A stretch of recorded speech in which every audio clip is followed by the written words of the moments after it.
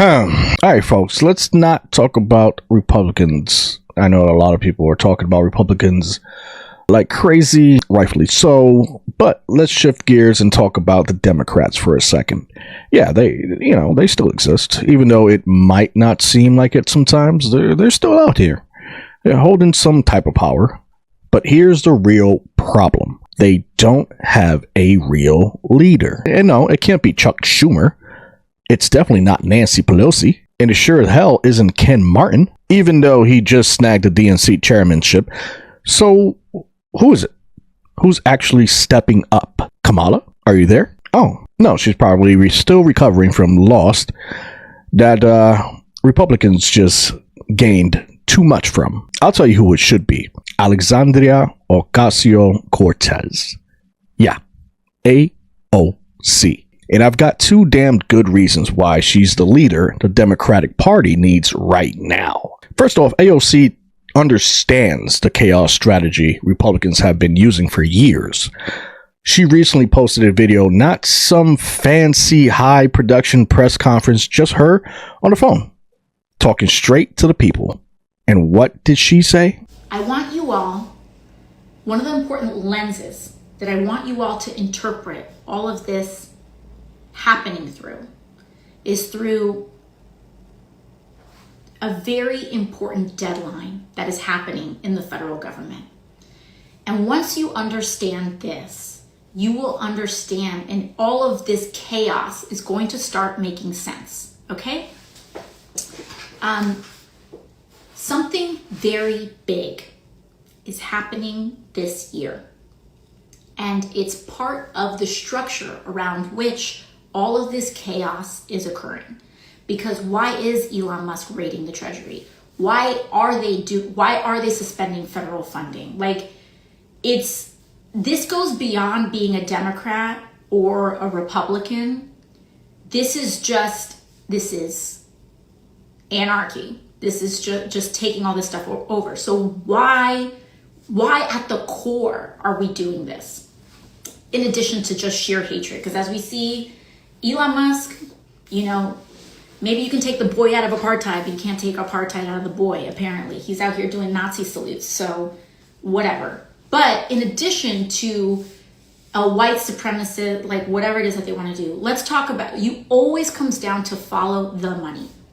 There is a very important deadline that is happening this year. In 2017, Donald Trump and the Republican Party forced through one of the largest tax giveaways to the rich in modern American history. This was in 2017.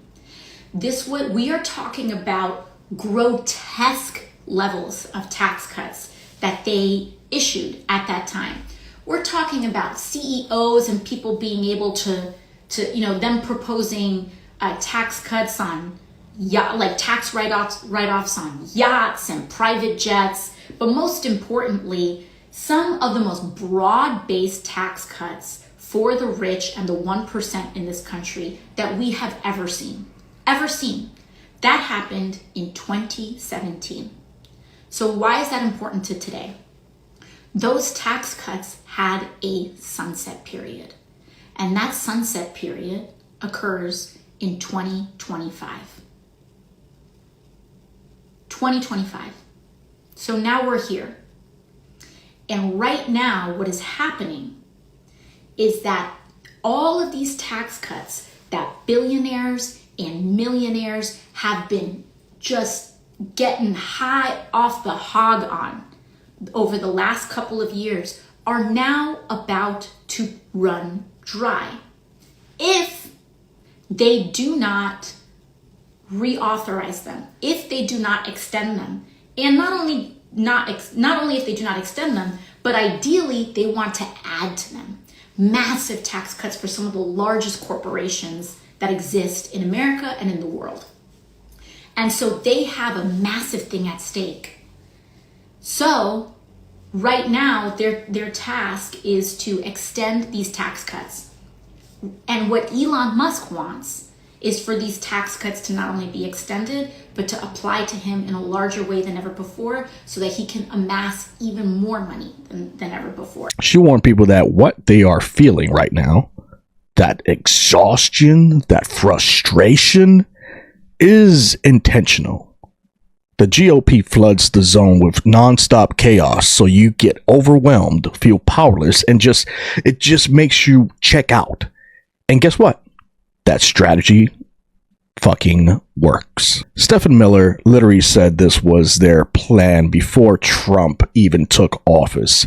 Steve Bannon bragged about it during the first Trump term, and yet most Democrats still don't get it. 8 whole days after Trump pardoned the Capitol rioters, then the Democrats decided to hold a press conference about it.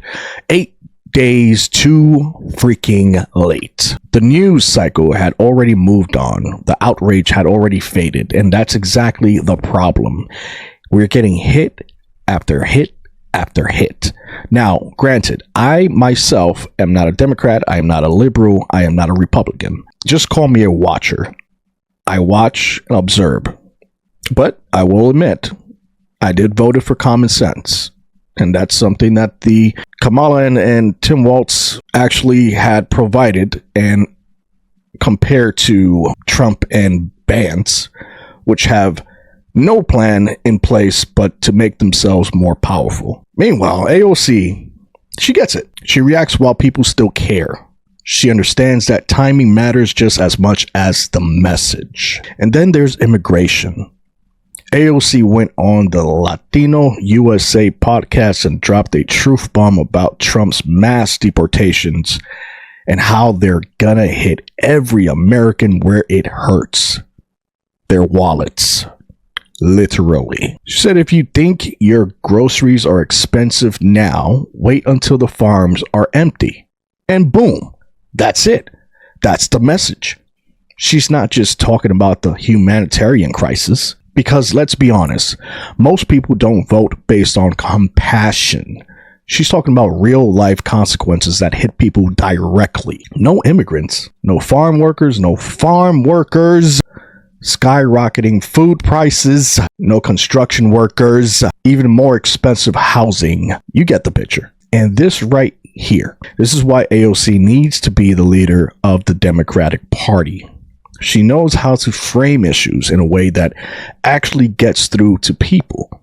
Because let's face it, most folks see a heartbreaking news clip, they go, damn, that sucks. And then they scroll right past it. But when you tell them, hey, your wallet's about to take a massive hit, suddenly they pay attention. I personally pay attention to everything.